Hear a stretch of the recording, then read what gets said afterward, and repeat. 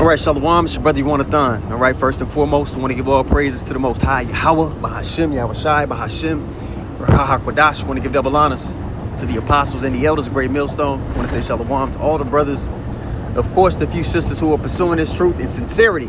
All right, may the blessing of election be upon your house. Now, Chief Ephraim made the statement of, he doesn't subscribe to the MOTB being the mark of the beast, because which nation is going to put it out first? They're not all on the same accord. They have disagreements. Yeah, they have disagreements politically. These nations, or should I say these corporations who are really run by the elites of the world. You know that. You know that. The elites really control both sides of every conflict. The banking families. Come on now. But with that aside, even, what's the world reserve currency to this day? People say, dollars, it's getting weak. People are trying to find other way. Nonetheless, they still all trade using USD. America buys things from Russia, buys oil, buys vice versa. We still trade with China and all these. And when those trades go down, what currency is being used to make those trades? So the monetary system internationally is all connected.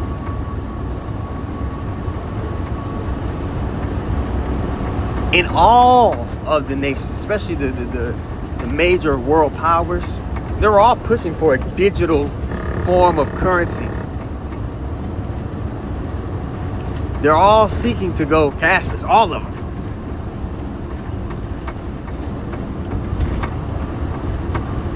So when these big tech companies who are backed by the banking families, okay, that's backed by Amalek,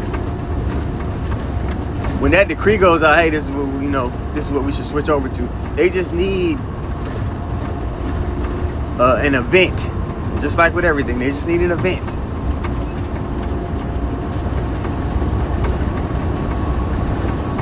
To really push it out there, to say, hey, we're switching over to this. And this devil's going to orchestrate events. The Lord is going to orchestrate ultimately.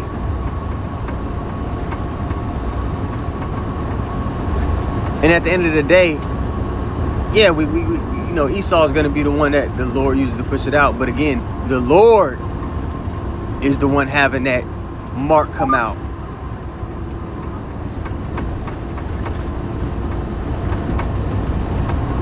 For it being sealed, who's against him? Or who had enough faith and gumption to stand with him? Let's get some precepts, man. All right, so we go to Revelation, the 14th chapter, and we're going to start here at verse 8. It says what? And there followed another angel saying, Babylon is fallen, is fallen. Now Babylon, all right, mystery Babylon, Babylon the Great. The same Babylon in Isaiah 47:1 that's connected to Esau, Edom, in Psalms 137, 7 and verse 8. Okay, the daughter of Babylon, where the bulk of the nation of Israel is in captivity. There's going to be a great multitude of us that's scattered into every nation under heaven. But the main setting of the family of Israel is here in the daughter of Babylon, where Judah and Israel are oppressed together. Okay? Revelation 14:8, it says, and there followed another angel saying, Babylon is fallen, that great city, because she has made all the nations drink of the wine of the wrath of her fornication. So her philosophy, her way, Esau's way, that his beast thought process, his beast philosophy, all right, being a beast is to be without order. That's why the scriptures call him he's a beast like man. Okay? So you could also throw that under the category of his image, all right? And we're going to talk about that in the next verse. Right, verse 9, it says, and the third angel followed them, saying with a loud voice, if any man worship the beast, all right, you got the beast itself, this conglomerate of nations, NATO and EU, okay? The beast. All right? And his image, his philosophies, his way, his architecture, everything. His thought process, his moral compass that he upholds and says, hey, this is how you discern what a good person is. This is what's right from wrong. Bullshit. Right? His image, which is what a lot of groups, they try to chalk the mark of the beast, the mark, up to the image. It's three different things. You got the beast itself, you got the image of the beast, and you have the mark. It's just different things. Like, you know, they're not prophets. You know what I mean? It is what it is. Goes on to say, if any man worship the beast and his image and receive his mark, different things, in his forehead or in his hand, so that mark, that physical incision in the flesh, which would act as a branding, the same way you brand cattle, the same way the ancient Romans would brand their slaves back then. In today's modern time, this is the branding. All right, and with this branding, okay, it's on a whole another level, because now you could be monitored by this man. Now he's setting up infrastructure to where if you don't got this mark, you can't even function within his society. You can't buy or sell. You can't get goods. You can't survive without him. Now we know the elect are going to be taken care of via Yahweh Shem Yahweh Shai. But he's hoarded all the resources to himself. He wants the population to be small so he can have complete control and make slaves out of the people, and he can be the Most High. That's what he wants. This is a big deal.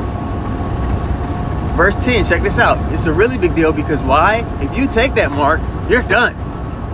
Salvation is out the window. You get what I'm saying?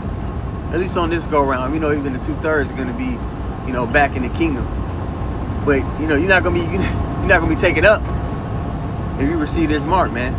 You're not gonna be a part of that first batch, that first generation of Israelites. They get to see the setting up of the kingdom of heaven, and the first fruits. You're not gonna be a part of that. Hell no. All right, you was a nigga. Yep. Okay, so verse 10: the same shall drink of the wine of the wrath of God, which is poured out without mixture into the cup of indignation, and he shall be tormented with fire and brimstone in the presence of the holy angels and in the presence of the Lamb. You now made yourself an enemy of Yahweh B'Shem Yahweh Shai if you take that mark. It's a big deal, and it should be being spoken about as often as possible. But if somebody's not truly sent by the Lord, it's going to be something, you know, they talk nonchalant about. It's going to be something they often try to brush off. And the Lord has guys like this, Chief Ephraim and Nate. He has these guys acting like this, revolving around the mark. Very important. So that it can be identified to the elect, because there's still going to be people coming in at the, you know, right before the buzzer. They'll easily be able to identify, hold up, these guys, they're not even going through this system that this guy's trying to set up, the controllers. They're saying this. What are they? What? They'll be able to see. No, these aren't the men that I should hearken unto. The Spirit will be on them to see it, perceive it. And even the 2/3 of Jake, 2/3 ass niggas, in their spirit, they know. This. You know, it seems like these guys know what they're talking about. That's why they constantly have to address it. Because their congregation, people are always asking questions about it. Whispers is, you know, is little talkings in the back. Yeah, you know, I'm with you, I see, but there's a couple things I don't agree with. You know, I think the brothers over there at Great Millstone, they got it right about the mark. You know what I mean? Then somebody heard that, and they go tell get up to the bishop, to the deacons. And I seem to see that some of you out here are still. They got to address it because of the murmurings.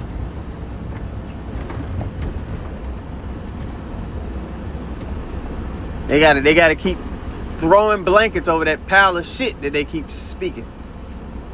Philosophy, embargo, this and that.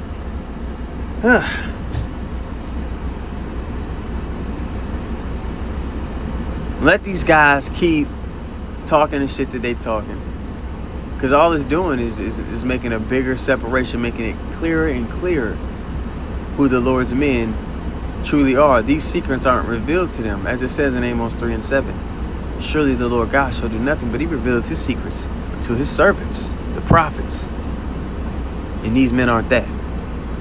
So Abaratazar, man, with that being said, I want to give all praises once more to Yahweh, Bahashim, Yahushai, Bahashim, Rakah HaKodash. I want to give double honor to the apostles and the elders of Great Millstone.